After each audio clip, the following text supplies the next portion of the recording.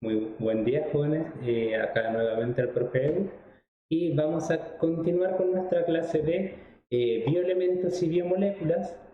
Y en la clase anterior ya vimos cuatro de nuestros principales macromoléculas, ya que también son biomoléculas porque son necesarias para la vida. Vimos los carbohidratos, vimos lípidos, vimos proteínas y vamos a ver hoy ácidos nucleicos. ¿Ya? Luego vamos a utilizar esto para hacer un resumen. Entonces, vamos con los ácidos nucleicos.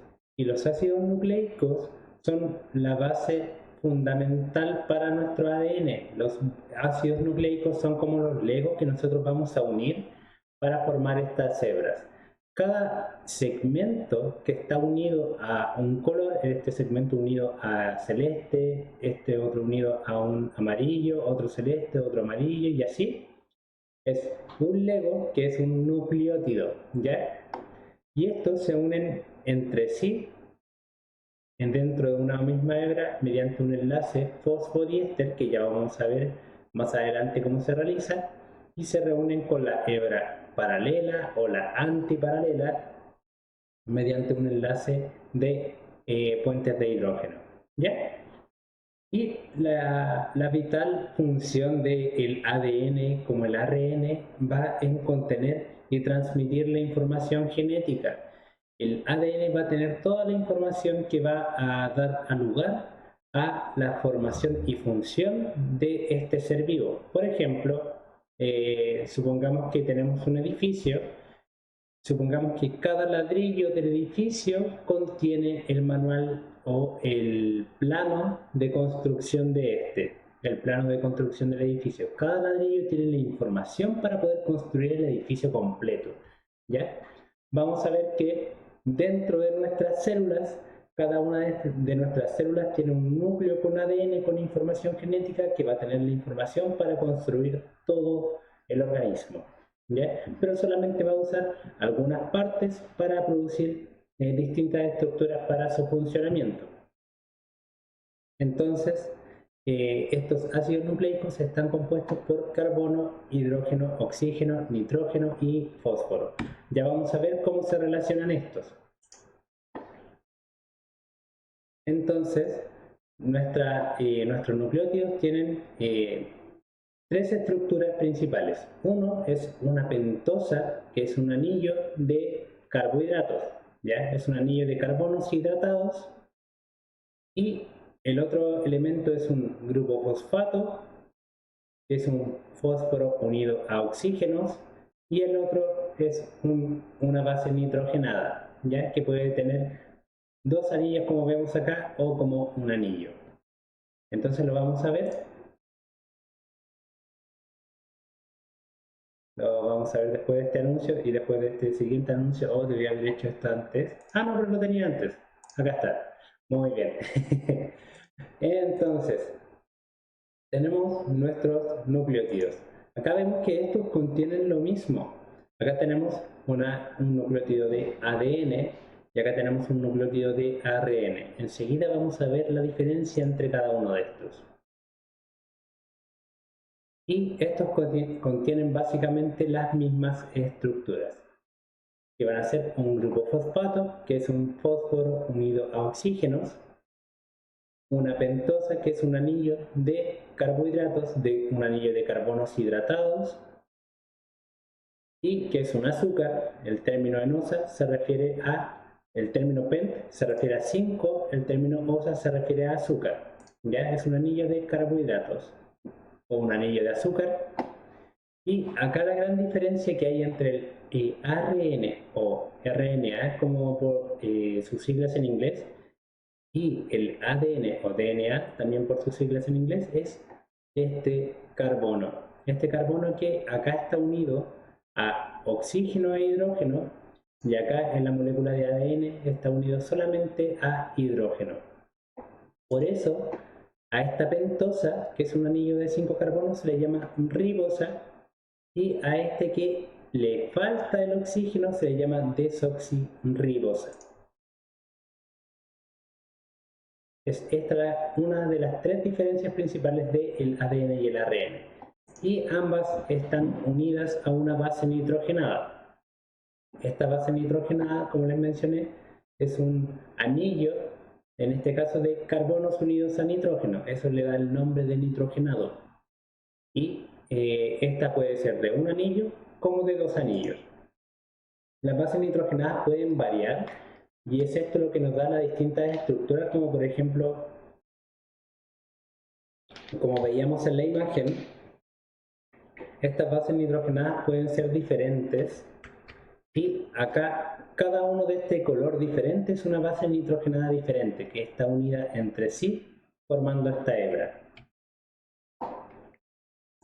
Entonces acá tenemos las bases nitrogenadas. En este caso tenemos bases nitrogenadas de dos anillos. Aquellas bases nitrogenadas de dos anillos le vamos a llamar purinas, mientras que a las bases nitrogenadas de un anillo, como es la timina y la citosina, les vamos a llamar pirimidinas. ¿Ya?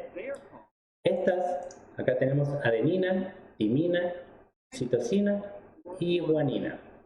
Estas van a ser las 4 bases nitrogenadas que nosotros vamos a encontrar en el ADN. Y estas bases nitrogenadas, acá tenemos dos de dos anillos, que son adenina y guanina, y dos de un anillo que son citosina y guanina. Y la otra diferencia con el ARN es que en vez de timina tenemos uracilo. Esta va a ser otra de las grandes diferencias entre el ADN y el ARN.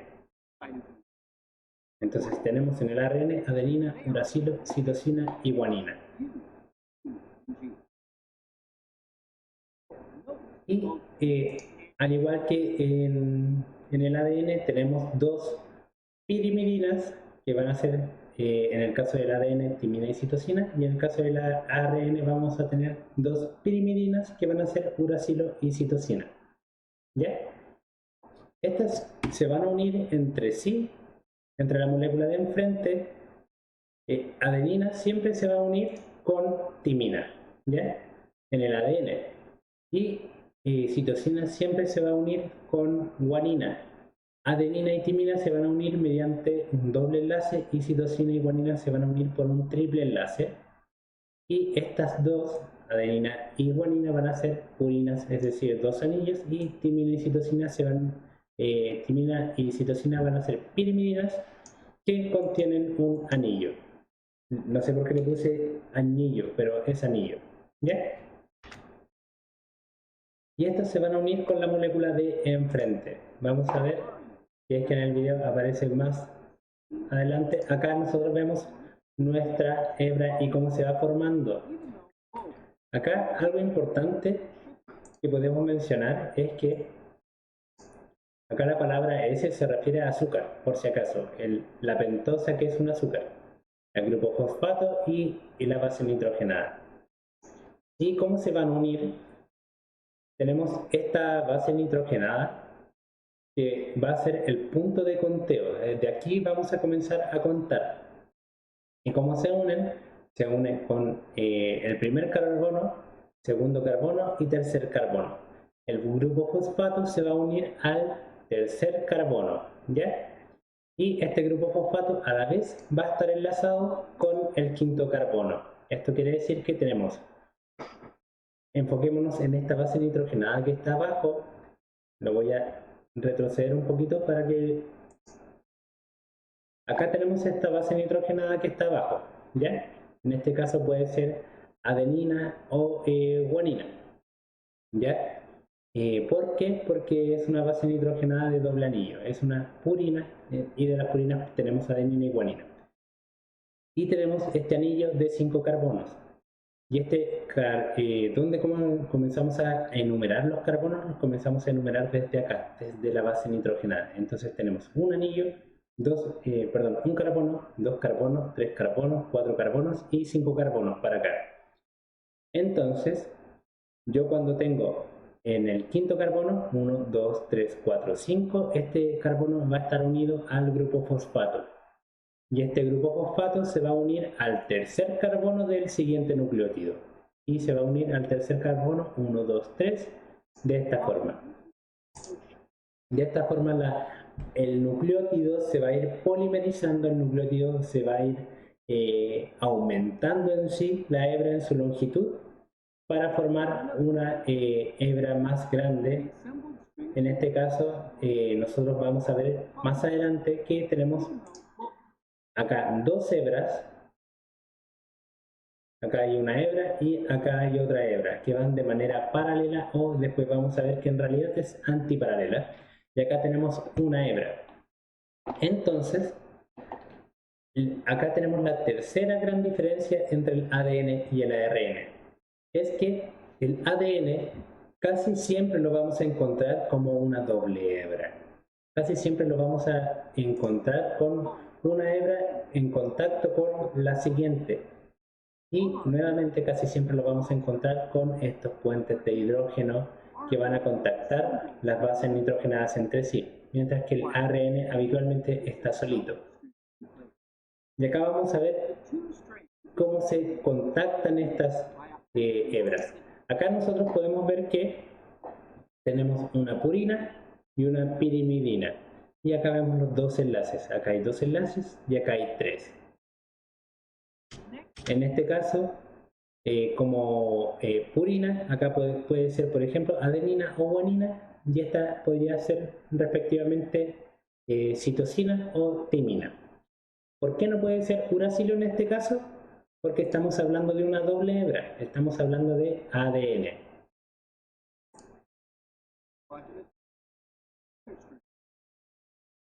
Y acá nosotros vemos la hebra de ARN. ¿Sí? Eso a grandes rasgos son los nucleótidos que van a conformar el ADN y ARN. Entonces, como ya vimos, tenemos una pentosa, un anillo de 5 carbonos. En el caso del ADN es una desoxirribosa, le falta este oxígeno en el caso del ADN, y en este caso tenemos una ribosa porque tiene el oxígeno. ¿Ya? En este caso estaríamos hablando de una molécula de ARN. ¿Por qué? Porque es una ribosa porque tiene el oxígeno. Si le quito el oxígeno, si lo desoxigeno, sería una desoxirribosa. Y tenemos nuestro grupo fosfato, que es un fósforo unido a 4 oxígenos, y nuestra base nitrogenada, que puede tener un anillo como dos anillos. Acá tenemos las purinas, adenina y guanina, y acá tenemos las pirimidinas, citosina, timina y, en el caso del ARN, uracilo. Y acá tenemos la gran diferencia entre ambas. Una es ribosa y otra es desoxirribosa por el segundo carbono. El segundo carbono va a ser el que presenta esta diferencia. ¿De dónde comenzábamos a contar? Desde el anillo, desde el carbono que está unido a la base nitrogenada. ¿Ya? Entonces, un carbono, dos carbonos. Acá tenemos la gran diferencia entre ADN y ARN, es este oxígeno está o no está, básicamente. Tenemos el grupo fosfato y que se va a unir a la quinta molécula de carbono, y este es un fósforo unido a 4 oxígenos, y este se va a unir al siguiente nucleótido en el tercer, se va a unir por este punto, por el tercer carbono. Y a modo de información aparte, el adenosín trifosfato, que ya habíamos visto antes en la fosforilación, y desfosforilación, el adenosín trifosfato o ATP es una modificación de un nucleótido. Esto quiere decir que es una modificación acá del grupo fosfato. En vez de tener un fosfato, tiene 3 fosfatos, ¿ya? Tiene 3 fósforos unidos a 4 oxígenos. Y esta va a ser la principal molécula de energía, al menos dentro de las células. Y acá nosotros vemos cómo mediante enlaces fosfodiéster se une, acá tenemos el grupo fosfato, se une al carbono 3 o 3' de un nucleótido, y este nucleótido tiene su anillo, su grupo fosfato que se va a unir, su grupo fosfato que está en el quinto, y se va a unir al carbono 3' del nucleótido siguiente. ¿Ya? Y los puentes de hidrógeno que van a comunicar cada molécula, cada nucleótido, perdón, cada base nitrogenada con su base nitrogenada correspondiente.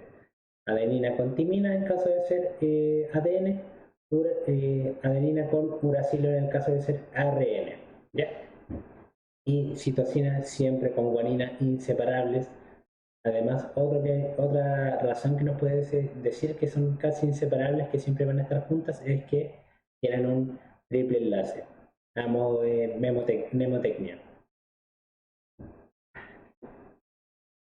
Y la forma en la que se polimerizan estos nucleótidos es mediante una reacción de condensación. Acá, como habíamos visto en clases anteriores, acá tenemos agua disociada, y acá vamos a tomar el hidrógeno de este oxígeno y vamos a liberar este oxígeno unido al hidrógeno, liberando una molécula de agua. Ya mediante una reacción de tipo de condensación. Y acá vemos las tres grandes diferencias. Acá no tiene oxígeno, por lo tanto es ADN. Acá sí tiene oxígeno, por lo tanto es ARN. Acá tenemos timina, por lo tanto es ADN. Acá tenemos uracilo, por lo tanto es ARN. Y acá tenemos una hebra, perdón, acá tenemos dos hebras, por lo tanto es ADN. Y acá tenemos una hebra, por lo tanto es ARN. ¿Ya? Y esto va a mantener la información genética. Las hebras, la unión consecutiva con la combinación de nucleótidos respectivos, va a tener toda la información genética del ser vivo. A medida de que estos cambien, se van a ir generando mutaciones o diferencias genéticas. Y el ARN lo podemos encontrar en forma de ARN mensajero, por ejemplo, también como ARNT. Y estos van a tener la información, van a llevar una hebra para que sea transformada en una proteína. ¿Ya? Básicamente este es el manual de instrucciones, y del manual de instrucciones yo extraigo una parte, y de esta parte que extraje voy a cumplir las instrucciones. ¿Ya? De esta forma yo voy a, por ejemplo, acá hay un manual de cómo, por ejemplo, fabricar un autito. Yo le tomo una foto a esto, la foto sería esta parte, y con la foto yo fabrico el autito, que sería la proteína. ¿Sí? Es un poco, quizás un poco enredado, pero de a poco lo vamos a ir entendiendo, y vamos a tener una clase dedicada en específico a ADN, su polimerización y cómo estas se transforman en proteínas. Y un investigador aisló una sustancia X que presentaba los átomos de hidrógeno, carbono, oxígeno, nitrógeno y fósforo, y que al agregar polímeros liberaba una molécula de agua. ¿Cuál de las siguientes moléculas representa mejor la sustancia X? Los aminoácidos no tienen fosfato, o habitualmente no tienen fosfato. Los aminoácidos son más chons. El agua solamente tiene H2O. Los nucleótidos tienen carbono, hidrógeno, oxígeno, nitrógeno y fosfato. ¿Ya? Cumplen con esta característica y cumplen con la liberación de agua, como ya vimos cuando se realiza su polimerización. Los fosfolípidos, bueno, son lípidos que habitualmente están compuestos por carbono, hidrógeno, oxígeno, en algunos casos fosfato y en algunos casos sulfuro. Y los monosacáridos, que son carbohidratos, están compuestos de carbono, hidrógeno y oxígeno. Entonces, los lípidos, los fosfolípidos, en teoría serían los que están cercanos, pero no tienen nitrógeno. Los nucleótidos, efectivamente, sí lo son, porque cumplimos con la característica de tener carbono, con hidrógeno, con oxígeno, con nitrógeno y con fosfato. ¿Sí? Los aminoácidos, si bien están cerca, les falta el fosfato. El agua le falta, ya vimos que el agua es inorgánica. ¿Por qué es inorgánica? Porque en su estructura, en su esqueleto, le falta carbono. ¿Ya? No posee carbono en su estructura. Y acá vemos que sí presentan carbono. Y los monosacáridos, acá vemos que los monosacáridos les faltan nitrógeno y les falta fosfato. Por lo tanto, la respuesta correcta es la C, en donde sabemos que los nucleótidos son esta molécula que está compuesta de carbono, hidrógeno, oxígeno, nitrógeno y fosfato, y al generar polímeros libera una molécula de agua. De esta forma, liberando agüita, en una reacción de condensación. Acá. Esto es para que recuerden más que nada que el ADN va a contener la información genética. Cada uno de estos es un aminoácido. Voy a leer la pregunta antes de comenzar, perdone. La comparación de secuencias de ADN o proteínas ha permitido evaluar el grado de parentesco evolutivo que tienen dos especies. La tabla siguiente muestra parte de la secuencia de aminoácidos de la hemoglobina humana. Considerando que las siguientes opciones corresponden a secuencias equivalentes de hemoglobinas de 4 especies, ¿cuál de estas secuencias pertenece a la especie que se encuentra más lejanamente emparentada con los humanos?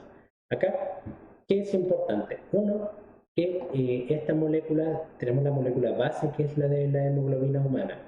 Dos, tenemos las 4 moléculas de hemoglobina de distintas especies. 3, que buscamos la que esté más lejanamente emparentada, por lo tanto buscamos la molécula que tenga aminoácidos más distintos a la original. Entonces básicamente acá, si bien yo puedo no tener idea de qué significan estas moléculas, por ejemplo fenilalanina, glicina, leucina, glicina y así, no es necesario que yo me las sepa ni para qué sirven. De hecho, yo no me las sé todas y tampoco es necesario para la resolución de este problema, porque solamente estamos buscando determinar cuáles están más, cuál es la que posee mayor diferencia respecto a la original, cuál está más lejanamente emparentada a la de la especie humana, que es la original. Entonces, básicamente, acá solamente tenemos que comparar lo que posee cada una de estas. Por ejemplo, todas tienen esta molécula ASN, ¿ya? Todas tienen Fe, todas tienen ARC, no todas tienen ARC. B y C se diferencian de ARC. Todas tienen LEU, todas tienen LEU, todas tienen glicina, perdón, todas tienen GLI, todas tienen ANS, todas tienen VAL, no todas tienen VAL. Encontramos la segunda diferencia en la respuesta C. ¿Ya? Todas tienen LEU nuevamente, todas tienen VAL, excepto A. Acá encontramos nuestra primera diferencia en la respuesta D. Todas tienen CIS, excepto, acá encontramos nuestra tercera diferencia en la C y nuestra segunda diferencia en la D. Y todas tienen VAL. Acá encontramos nuestra cuarta diferencia en la C. Y la C, la que está más lejanamente emparentada, es la C la que es más diferente, la cual va a codificar una proteína de hemoglobina diferente. Por lo tanto, la respuesta es la C. ¿Ya? Y para la siguiente pregunta, me gustaría recordar que el agua es una molécula polar. Y recordemos que el agua tiene una gran capacidad como solvente, pero es solvente para aquello que es polar. Y acá les dejé un pequeño chiste fome de por qué un oso puede nadar, por qué un oso blanco puede nadar en el agua y es soluble en el agua, porque es polar, ¿ya? El agua que es polar va a solubilizar lo polar, ¿ya? Entonces, tenemos un segmento peptídico, puede ser hidrofóbico o hidrofílico. Esto se refiere a que se mezcla, perdón, no se mezcla con el agua o sí se mezcla con el agua.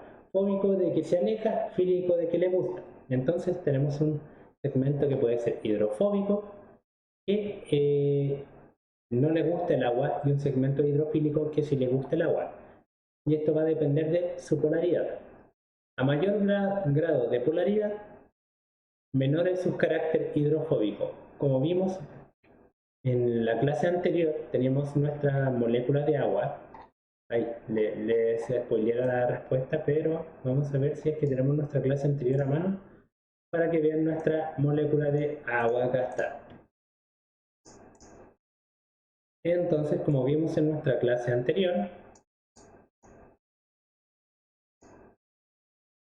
tenemos nuestra molécula de agua. ¿Cómo no se pudo pegar? Ya bueno, vamos a verlo en la clase anterior. Tenemos nuestra molécula de agua, la cual está cargada. Esta tiene un enlace, perdón, esta tiene una configuración polar, un polo negativo y un polo positivo. Y esto es gracias o a causa de una diferencia no equitativa de electrones, lo cual permite que el agua se disocie y pueda solubilizar moléculas que son de tipo polares. ¿Ya? Entonces, tenemos tenemos que a mayor polaridad, o sea, mayor diferencia entre las cargas de la misma molécula, menor es su carácter hidrofóbico y mayor por ende es su carácter hidrofílico. A su vez, la polaridad de un segmento depende del carácter polar o apolar de los aminoácidos que lo constituyen, que lo componen. De acuerdo a la información planteada, ¿cuál de los siguientes segmentos tiene mayor carácter de tipo hidrofóbico? Acá lo que estamos buscando es aquella molécula que tenga menor polaridad. Por lo tanto, vamos a buscar aquella molécula que tenga aminoácidos en mayor cantidad de aminoácidos de tipo apolares.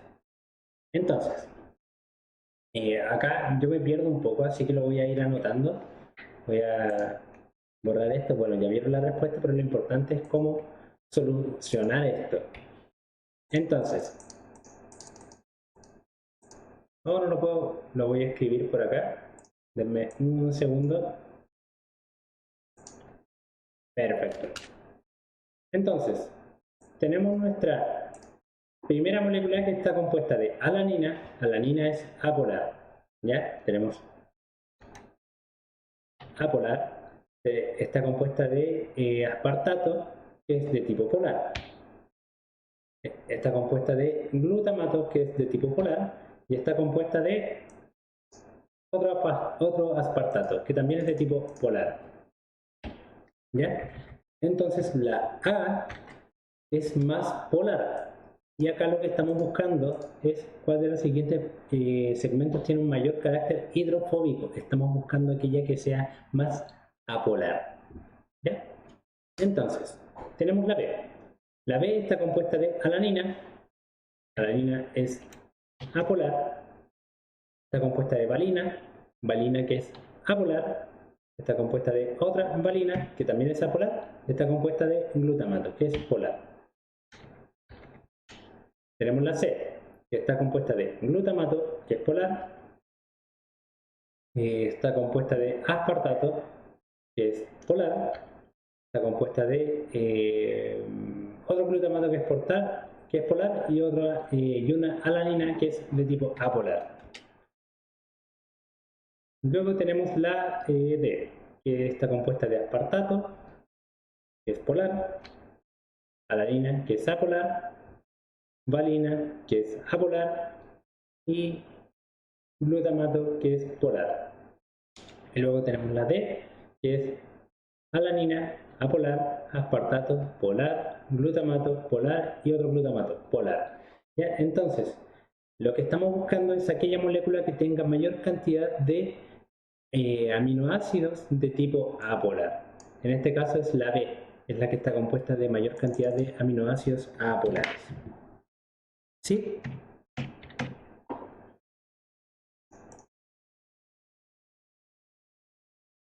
Y bueno, tenemos nuestras preguntas mucho texto. En la prueba podrán encontrarse con algunas de las preguntas que son de tipo mucho texto, pero la mayoría de estas no requieren tanto conocimiento como tal, sino que requiere análisis. Básicamente toda la información que le dan en el texto les sirve para poder responder la pregunta. ¿Ya? No es necesario conocer tanto, tanto, por ejemplo, de los conceptos como tal, sino de cómo unir estos conceptos que se encuentran en la pregunta. Entonces, la lipogénesis de novo, ya sabemos que lipo está relacionado a grasas y génesis es creación, ya por lo tanto la creación de grasas. La lipogénesis de novo es la formación de ácidos grasos a partir de fuentes no lipídicas.